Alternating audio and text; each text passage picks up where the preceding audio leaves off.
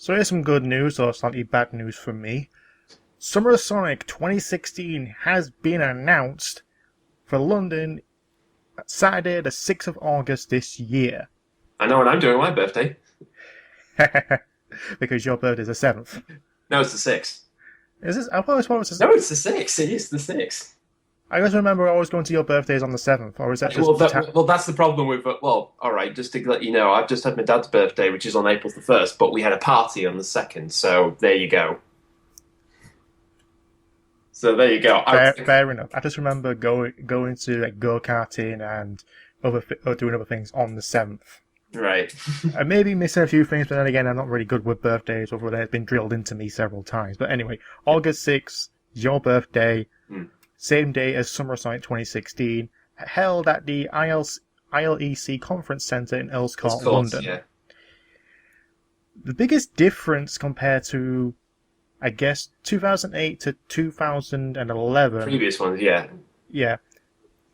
Is that this costs now. Tickets are currently £20 per person through Kickstarter, which is about $35 if I can think of the currency exchange. Yeah, and on top of that, it has a Kickstarter page for looking for £20,000. Mm-hmm. Now, to be fair, I mean, normally when Kickstarters happen, there's always a question of will it be funded? No, it's not a question of will it. It will be when will it be filled. Well, opening the Kickstarter page now since I was going to say I was going to have a quick look. Yeah, I was going to say because undoubtedly, depending on when this comes out, it'll probably be changed by then. But hey, right now, as of this recording, they have made £13,332. So they're more than halfway through their goal, and it's only been up for 2 days. All right, so we're gonna. It's probably in the can. It's probably in the can, and hopefully get some extended goals as well. The question, I know a lot of people are going to question, why the hell are you getting a funding when the previous ones you didn't need funding? Yeah, well, this is the thing actually, because remember we've talked about this before, saying one problem Sonic's had before is then when they've announced it and then they're given these online tickets for free, they just go within like 40 seconds. Oh, definitely. Actually, 90 seconds, considering if I remember 2012. We first started doing it. Oh, refresh. Put your info in. You forgot a blank. Fuck. Redo it again. Enter. All sold out. Fuck you. I nearly broke my fucking keyboard.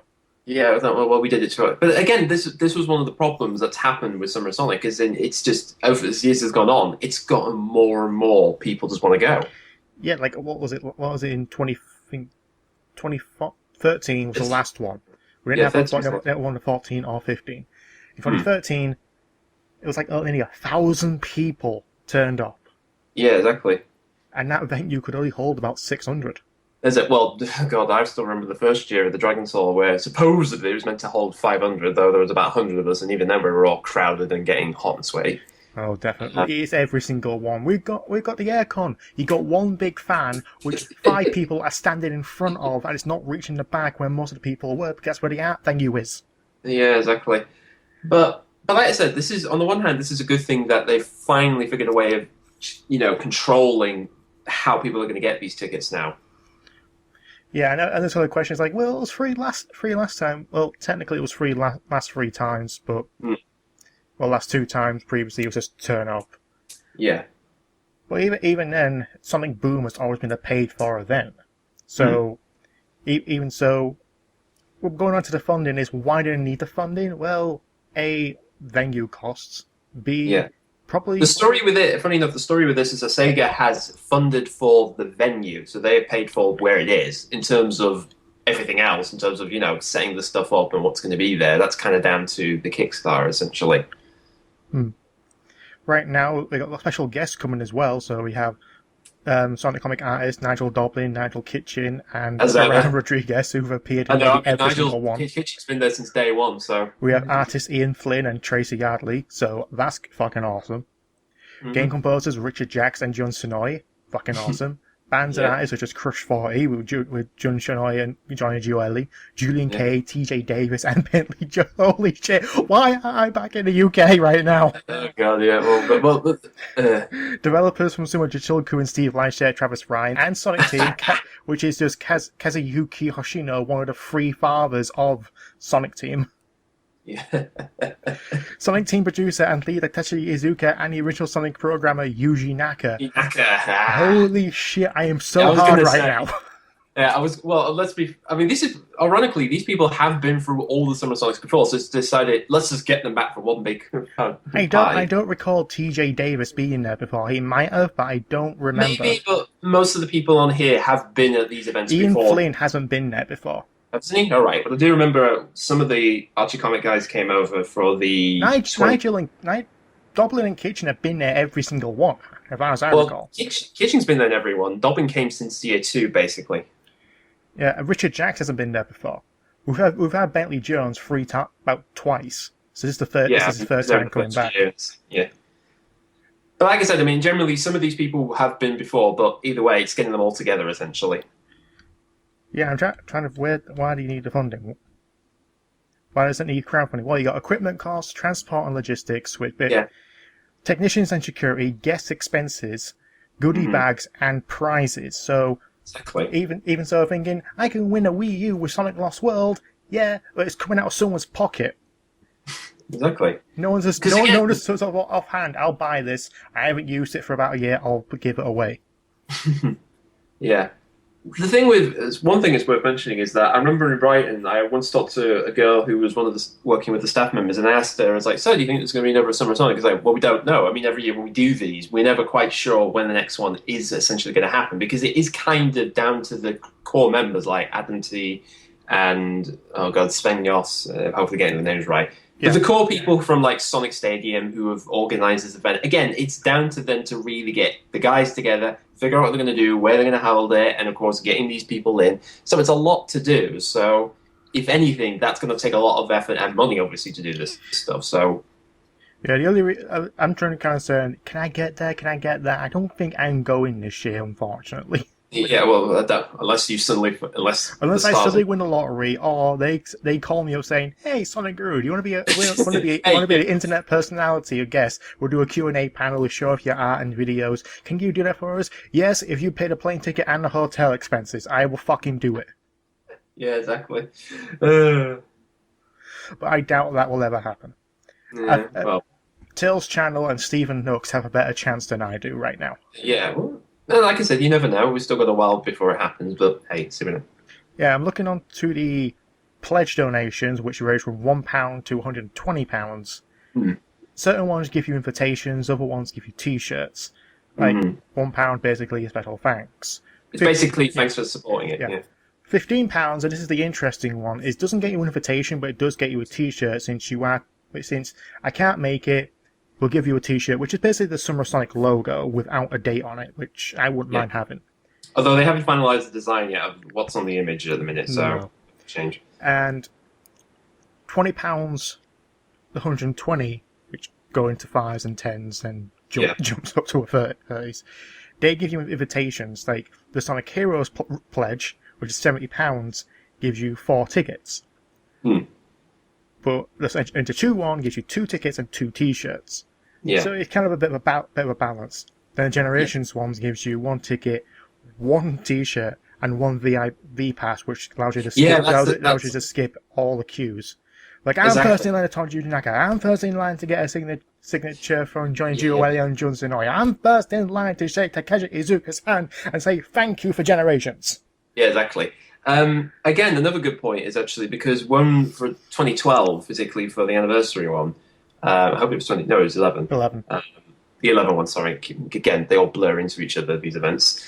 But I do remember a friend of mine called Mizzy, who we've met through Summer Sonic over the years. She was down in London and she couldn't get into that year because the queue was just going on for ages, and she sort of felt a bit it was so long to get in front of things. So again, queuing wise, there's another problem that's happened with Summer Sonic, is in you're standing in queue. Well, considering you are putting these people idols on pedestals and say you can talk to these for about 10 seconds and get their signature, which by the way, Thank you for the 2012 one, which you tell people you're only allowed to sign one memorabilia by them. Yeah, I do remember. I somehow skimmed it and it got them to sign both the poster and the CD they were selling at the time. And, I thought, look, they're here, they're selling this, sign them both. That way, that is one complete package. This one guy in front of me actually had 5 pieces of memorabilia, and they signed all of them. Right. He didn't get in trouble. I'm the one who got in trouble for trying to get in 2 pieces signed. Yeah, well, I do remember when I remember Yuji Naka, particularly, I asked both him and Tashi to sign the Sonic Generation poster from Game Master magazine. There was like 2 sides of it, which, I do remember a particular got video footage of it, of him looking a bit, I don't know if he looked a bit miffed about doing it, but he did it anyway. I mean, I got them both to sign my copy of Billy Hatcher and the Giant Egg, which I still have. Both the manual and the front cover. Yeah. That is worth some. Maybe not a lot, but that is worth something. Though the question is, would you ever really sell it for money? No, I fucking wouldn't. Oh, right, I was going to say, because that's the point, because some people do this just to sell for money, and there's other people who just like, I want it for me. I'm never going to get rid of it. Yeah, like, why the fuck are you trying to sell your own... Would you buy your own money a limited edition version of the Legacy Saba, which is black and gold, signed by Jason David Frank on eBay? Mm. You are fucking dumb. Or you're desperate for money. I'm mostly dumb. If they got money to pay for like 3 copies of Sonic Generations Collector's Editions, why the fuck do you need more money? Yeah, well, which, by the way, small announcement, I now have my Collector's Edition on my shelf now. My mum came over for a bit of a vacation, and she brought it with her. I now have it. Yeah, because that was the one thing you couldn't take with you initially. No, but it's a big box. And I was going to say, it is a big box. Overall, I'm glad this is back, but why did it have to be now? I know. I mean, to be fair, I had a feeling it would come. I had a feeling that it either had to come back now or it probably would never come back again, because, again, I'm being a bit cautious about whether it would continue. There is the elephant in the room, though, which is the subtitle, One More Run. So, yeah, exactly. And considering the list of guests they have, which is a fucking big list. It's a big one. This is the biggest is a fucking wet dream for any Sonic and Sega fan. This is a wet dream. Exactly. Crush 40, 3 members of the Sonic team. Naruto Oshima is omitted right now, but hopefully they can squeeze him in somewhere because he was there the last one. Yeah. If you get Naruto Oshima there, you have the fucking gods. You have the Holy Trilogy there. The Holy Trilogy you have of them. Sonic team, including Takeshi Iizuka. You have Crush 40. You have 2 members of the sound design, Richard Jack and Jones Sonoy. Yeah. A bunch of... You got Julian Kay and Bentley Jones there who have sung songs for the games. Yeah. And you have the artists from current and... Both sides of comics. Both sides of the comics. Again, I am so hard right now for this, but I can't go because I don't have the funds for it. Yeah, although... Again, part of it, like we said, it's through Kickstarter, so you have to pay money for this. So I know. That's the problem with you, is that not only, A, you have to get a ticket, B, you have to get over here to do it. But other than that, I will say the link is in the description. If you want to go, especially anyone in the UK or anyone in the US who wants to support this, do so. If you support £15, which is about $22, you get a t-shirt. This is going to be the fucking best. I know. This is the Summer of Sonic to go to. Never mind that one chance in 2009, I think? No, 2010, when they got Crush 40 live, which I have still on my channel. Yeah, we still got video footage of that. Never mind that, all the time they did it again. You have this with Bentley Jones and Richard Jacks. Yeah. And the venue looks fucking spectacular. That is a concert venue. That is the biggest venue that we've ever had at these events. I mean, it's funny because after 2 years of it being off, I mean, it's funny enough because every time when I've done a Summer of Sonic, I'm normally in a position where I'm knackered, I'm tired, my feet are aching, I'm sweating like buggery, and it does feel draining. Yeah, after 5 hours, you're like, what is to do now? And you're looking on the menus like, okay, what venue's coming up next? And you see the other things you're looking forward to, but you're that fucking tired. But man, I guarantee they'll Crush 40 will be at the end, and hopefully them and Bentley Jones have something arranged to actually do a final concert at the end. Because that's when you get your second wind, and when that's done, you're walking out thinking, melting. Because the British summer heat, although not as harsh as Florida heat, is fucking grueling for a British person. Yeah, especially our pale skin. Yeah. But again, it's like, you know, sometimes you do look back and think to yourself, do I really want to go for that experience again? It's like, and then, you know, particularly when the year's done, you're thinking, I think I could do it. And now we've had it over for at least 2 years. I've started to miss it. I started like, no, actually, I want to go again because they are fun. They've always been fun. It's like a tradition. The first time you go, it's like, do I really want to go again? And when it comes up, it's basically going to see what has changed and what is going to be remembered. And again, this is the summer of Sonic to be remembered. It's hyping up to be that. I mean, again, this is the thing. I mean, it's not just what's going to be there. It's in people you meet. I mean, a lot of times when I go there, I end up chatting to people from various, you know, the Sonic community and stuff. It's sort of the thing that I like about it the most. It revitalized the reasons why I give a shit about Sonic the Hedgehog. Because particularly compared to the online world where it's a savage beast. It is a savage mainly because nearly everyone online thinks the notion that Sonic is dead and shouldn't be alive anymore. When the community itself actually is quite thriving. Yeah, you have the assholes who use the anonymous tag to actually say Sonic is dead, why don't you go kill yourself because, you know, sending death threats. But that's what I think. It's like, it's after a while, you just get so bummed out by that. I was thinking, why do we even bother? I mean, I may like the games, but it doesn't matter if the community's going to act like twats. But then you go to these events and you realise, oh, they're human beings. They act like normal, regular human beings. And like I said, they understand things. And sometimes if you say, I like this thing, but I don't like that thing in the game. All right, fair enough. Yeah, and some of them actually are married and have kids. Exactly. I mean, we saw a marriage once on the stage, of all things. That happened. And not everyone, despite what people have said towards me before, because I still remember this, and if you're watching and you sent that comic, I am not autistic. Not everyone in the community is autistic. There do exist autistic Sonic fans, but guess what? Yeah. I know some autistic people, and they're not Sonic fans. So fuck yourself. Yeah, I think to just label Sonic's just for autistic kids, it's like no. I can name that to anyone. I could say that Pokemon is for retards, or Call of Duty is for the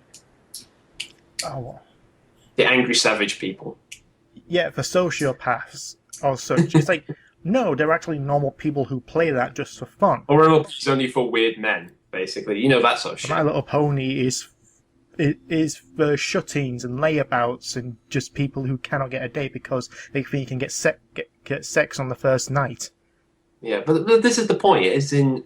Like you said, it's like there's a huge culture out there of people. And like I said, there's a lot of variations. There's both people our age, there's kids, and there's definitely adults. There's been 1 or 2 adults I've seen running around. Yeah, even people who actually do produce the stuff we like or have liked are adults and they still enjoy it. And like Tracy Yardley, Ian Flynn, even the people in the Sonic the Comic, even the composers are all adults.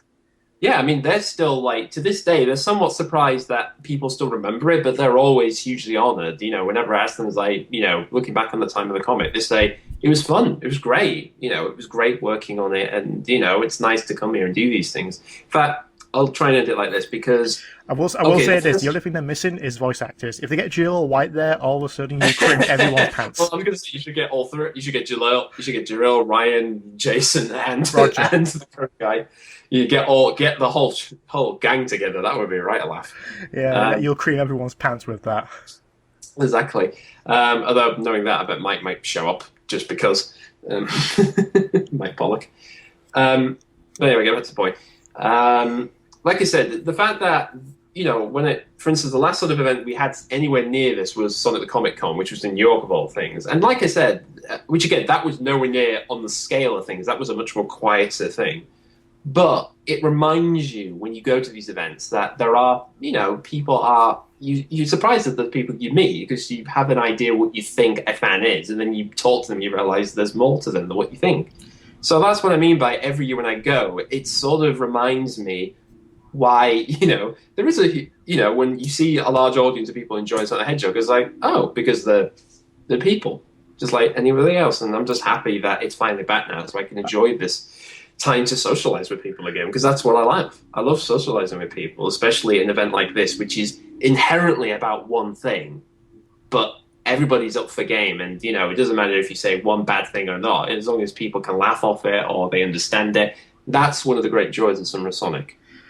And for me, having it back now is definitely, it's been a long time waiting, but again, we'll see. In terms of what will happen, that's going to be a surprise. That's all I will say. I will say there's no greater thrill than being recognized for your work. Exactly. It just happened to me twice. It happens to me. Well, maybe. Well, if you don't go, I'll just say, "Oh, I'm the Sonic Guru's friend," so maybe that might do.